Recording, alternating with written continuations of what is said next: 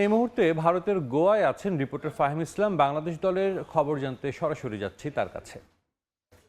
ফাহিম, বাংলাদেশ নারী ফুটবল দল যখন কোনো বড় টুর্নামেন্ট খেলতে যায় তখন আসলে কোনো অঘটন ঘটেই থাকে।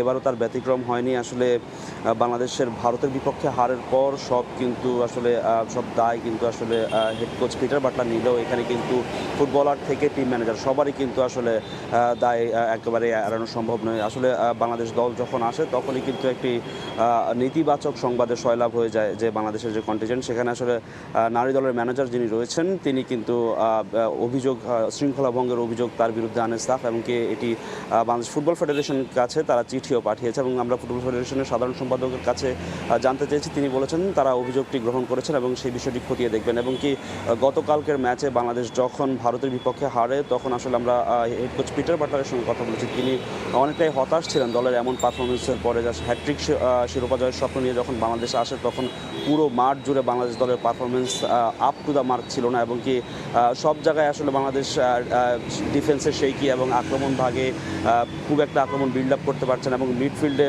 বাংলাদেশের যে দুজন ফুটবলার রয়েছেন মনিকা মারিয়া তারাও কিন্তু পারছেন না। এরপরে কিন্তু কোচ আসলে ড্রেসিং রুমে এসে বললেন তিনি ফুটবলারদের উপর হতাশ। সেখানে আসলে মনিকা চাকমা যিনি গতকাল সুযোগ পেয়েছেন তিনি কিন্তু আসলে বেশ কয়েকবার মাঠ ছেড়ে নিচে তার যে হোল্ডিং মিড সেই পজিশনটা তিনি ধরে রাখতে পারছেন না, তিনি উপরে উঠে যাচ্ছেন এবং কি সেখান থেকে বল লুজ করছেন।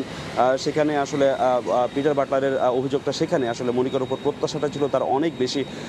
এরপরে তিনি আসলে বাংলাদেশের গেল সাফে আসলে যিনি একাই ভারতকে ধসিয়ে দিয়েছিলেন সেই তহুরা খাতুন, বাংলাদেশের নাম্বার 10 হিসেবে যিনি খুবই পরিচিত, এবং সেই তহুরা কিন্তু কালকে যখন বাংলাদেশ এক গোল হজম করে তখন তিনি পিটার বাটলার আসলে তহুরাকে সাবস্টিটিউট হিসেবে নামান, যেখানে আসলে তহুরার কাছে আসলে তার প্রত্যাশাটাও ছিল। কিন্তু তহুরা ওয়ার্ম আপের জন্য যখন যান তার বডি ল্যাঙ্গুয়েজ তার যে মুভমেন্ট সেটা আসলে জয়ের জন্য যে বাংলাদেশ এই ম্যাচটা খেলছে সেটা আসলে লক্ষ্য করা যায়নি। তো পিটার বাটলার আসলে এই বিষয়গুলো নিয়ে আক্ষেপ ঝাড়লেন যে এই যে বাংলাদেশের নারী ফুটবলারদের তাদের আসলে জয়ের ক্ষুধাটা নাই এবং তাদের নিজেদের উন্নতি করার যেই বিষয়টা সেটিও নেই। তো ভারতের গোয়া থেকে আসলে নারী দলের হ্যাট্রিক শিরোপার জয়ের খবর নিয়ে এই ছিল আমার কাছে সবশেষ খবর।